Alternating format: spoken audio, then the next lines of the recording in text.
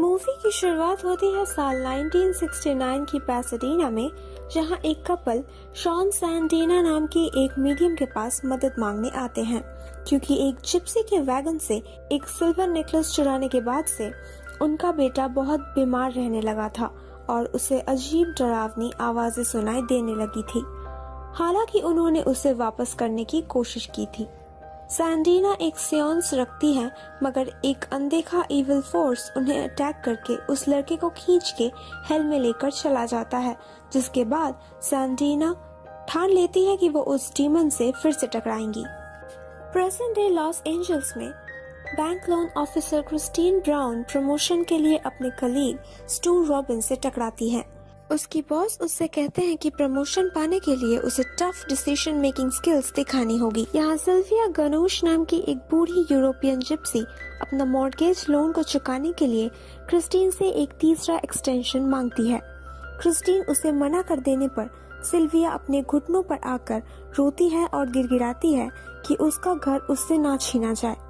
Security guards आकर उसे बाहर ले जाते हैं, जिस पर सिल्विया गुस्सा होकर क्रिस्टीन से कहती है कि उसने उसे सबके सामने शर्मिंदा किया। गैरेज में क्रिस्टीन पर सिल्विया अचानक से हमला कर देती है और उसकी कोट के एक बटन पर शाप दे देती है।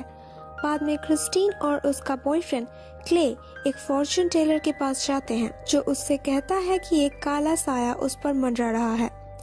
घर पर वो काला साया क्रिस्टीन पर हमला करता है और ऑफिस में वो सिल्विया को लेकर हेलुसिनेट करती है, जिसकी वजह से उसके नाक से खून निकलने लगता है, जिससे सारे उसे लेकर परेशान हो जाते हैं। और इसी बीच उसका कलीग स्टू उसके डेस्क से एक फाइल चुरा लेता है। क्रिस्टीन सिल्विया के घर उससे माफी मांगने जाती है, जहां उसे पता चलता है कि सिल्विया की कुछ ही दिन पहले मौत हो चुकी है।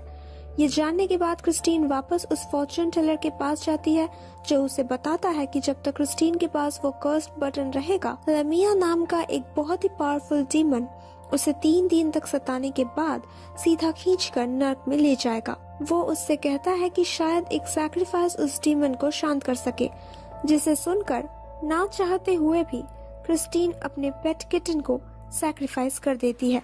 मगर बाद में जब वो अपने बॉयफ्रेंड के घर जाती है उसके पेरेंट्स के साथ डिनर करने, तब डरावने हेलुसिनेशंस उसे फिर से सताने लगते हैं।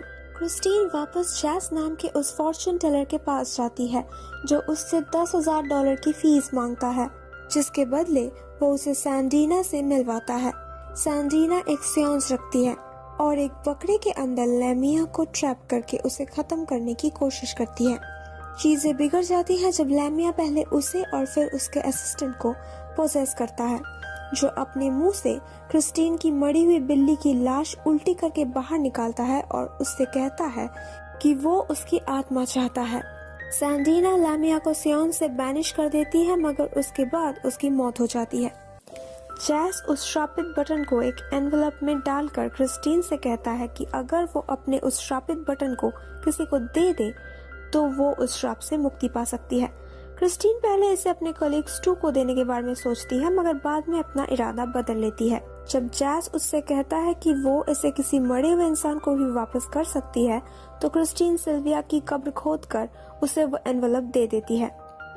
मूवी की एंड में हम देखते हैं कि क्रिस्टीन घर वापस आ जाती है और अपने बॉयफ्रेंड के साथ एक वीकेंड ट्रिप के लिए लॉस एंजल्स के ट्रेन स्टेशन पर उससे मिलती है। वो बहुत खुश रहती है क्योंकि उसकी बॉस उसे प्रमोशन देता है, जब स्टू कबूल करता है कि उसने क्रिस्टीन के डेस्क से फाइल चुराई थी। स्टेशन में क्ले उसे एक एनवेलप देता है और कहता है कि इसमें उसका वो मिसिंग बटन है जो उसे उसके कार में मिला था, जिससे क्रिस्टीन को एहसास हो जाता है कि उसने सिल्विया को गलत एनवेलप दिया था, जिसका मतलब है वो श्राप उसने कभी खत्म ही नहीं किया था।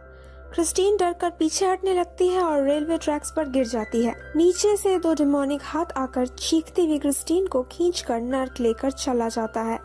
उस एनवेलप को पकड़े हुए क्ले ट्रैक्स की तरफ रोते हुए देखता रहता है, जहाँ क्रिस्टीन का कोई निशान नहीं रहता।